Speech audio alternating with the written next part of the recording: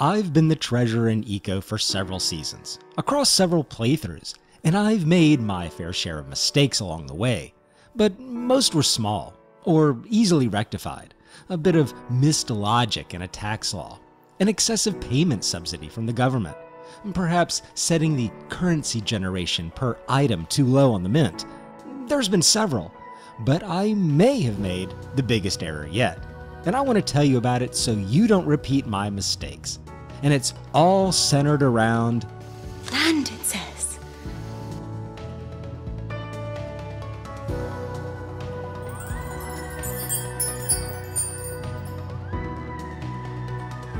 My general philosophy and approach around currency is that I like to leak it out in an organic and slow manner so as not to flood the market with a lot of cash. That devalues money and reduces this need to do things in the game to earn money. If you're sitting on a pile of cash, sure, you can build and do what you like. You're free to create whatever amazing builds you want and expand your empire in the game, which is a good thing. But it also lowers that need to participate in the global economy, buy or sell goods, contribute to the government bill programs, and other things that are part of the bigger worldly picture. You're independently wealthy. Now, how does this relate to land? Well, land is considered a kind of currency. Some may disagree, but even the game itself classifies land claims as currency. And I agree with that. Land is probably the most valuable commodity in Eco. Just like the real world, there is a finite amount of land on the planet. You can't create more of it. You can't dig a little deeper in the mountain to find another vein of ore. It's a set amount that is clearly seen on the world map. Furthermore, not all land is created equal. Some areas are more valuable than others, whether it be farmland, ore deposits, clay, or any other eco resource. Owning land so you're able to build your buildings, run your stores, set your crafting tables free from outside interference, and being able to use those resources inherent with land is often a core fundamental of every player. Everyone wants land, and on a long-running server, it seems everyone can never get enough of it. Folks are always wanting or needing more land. So it's super valuable, which leads to the debacle I'm about to describe.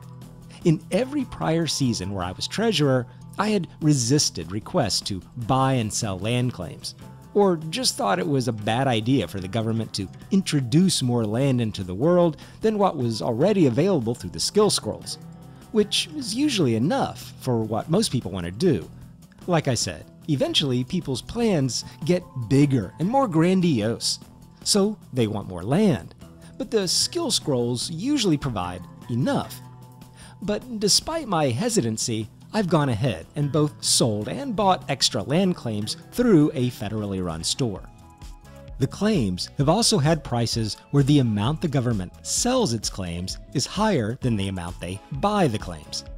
This would allow a new player arriving later on the server the ability to sell a handful of claims in order to buy some good quality food, buy a truck, quickly get some building materials along with some needed crafting tables, and generally get themselves quickly established. This DadSpeed server I play on wants any new players to have a good experience, just like people that have been here a couple of months. For that new player, I thought the government buying land claims was a really good thing. That same player could even buy those claims back later on at the higher price, serving as a kind of government loan. It was pretty cool.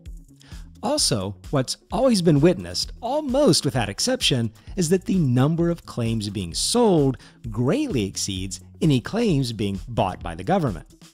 This is what you'd expect with the value of land being so high, or at least this is what's always been the case, until now. This season, I posted land claims for buying and selling at the government mint store. I also set the price at what has also been a typically high price to represent the high value of land. But what happened almost immediately was unlike anything I've ever seen in all my years playing Eco, and is the source of this video's error. Immediately, within the first hour, several people rushed to the government store and sold several land claims, 25 in total. It was a little surprising, but maybe not too much. I mean, I suppose if folks were sitting on some extra land claims, they may have felt like selling them off was a smart thing to get that fast cash. It was also possible these were newer players that didn't realize how valuable the land claims would be several weeks or months down the road on this long play server. I'm not sure what the logic was for selling off land claims. It had never happened. But it didn't stop there. People continued to rush the Mint store, selling claim after claim, even unclaiming farmland for the fast cash. It was absolutely mad. I rationalized that this season we did have 2 to 3 times as many players, and we're playing on a larger than typical world, so maybe there was some element there that made immediate selling somehow attractive. But I was sure it would die off in a few hours once any land claims deemed extra and unneeded were sold by the citizens.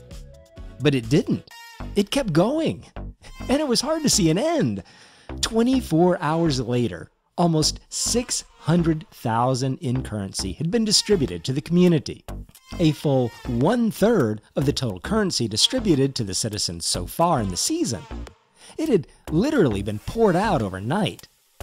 This was not my typical slow, steady drip of currency approach at all. Finally, I just had to turn off the purchase of claims because it seemed almost unending given the large number of active players.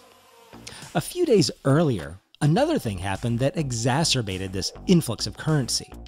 A massive road building project had been opened up where citizens again rushed to the open project, and nearly 400,000 in currency poured into the hands of the citizens over the weekend.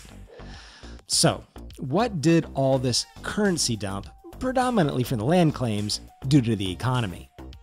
Well, the full impact has yet to be seen, but it came on the heels of the first skid steers coming on the market that are very expensive, and Tier 4 ashlar and composite wood was pretty fresh and also a tempting buy.